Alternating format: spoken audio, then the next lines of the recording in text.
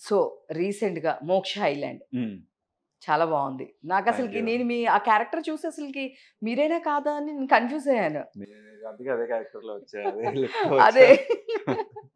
So, బేసిక్‌గా yeah! అది చాలా మంచి మైలేజ్ ఇచ్చింది నాకు. హాట్‌స్టార్‌లో రిలీజ్ అయ్యి లాస్ట్ ఇయర్ సెప్టెంబర్‌లో ఏమో రిలీజ్ అయింది.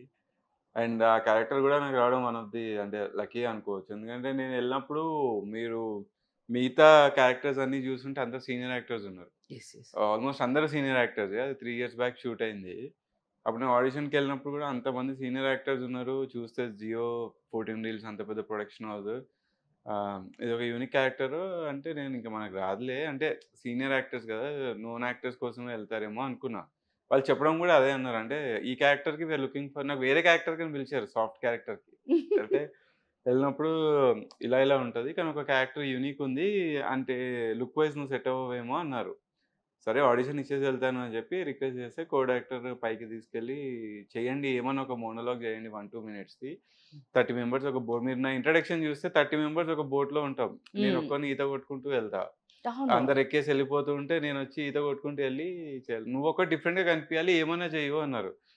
సో, మనకొచ్చిన స్లాంగ్‌లో ఇంక తెలంగాణ స్లాంగ్‌లో ఏదో ఒకటి చేస్తే వాళ్ళకి నచ్చింది. నచ్చి ఎళ్ళిపోయాను ఆడిషన్ ఇచ్చి. మళ్ళీ రమ్మన్నారు. నెక్స్ట్ డే డైరెక్టర్ గారు చూసారు. లుక్ టెస్ట్ అన్నారు.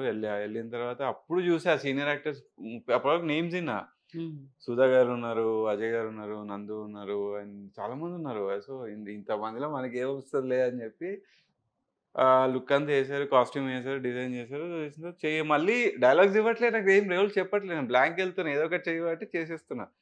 చేసేసిన తర్వాత మళ్ళీ 10 డేస్ అయింది. సర్లే ఇంక మనం లైట్‌లే రాదు అంటే నాకు కొందరు యాక్టర్ ఫ్రెండ్స్ ఉన్నారు. Known actors. సో, వాళ్ళు నాకు కాల్ చేస్తున్నారు.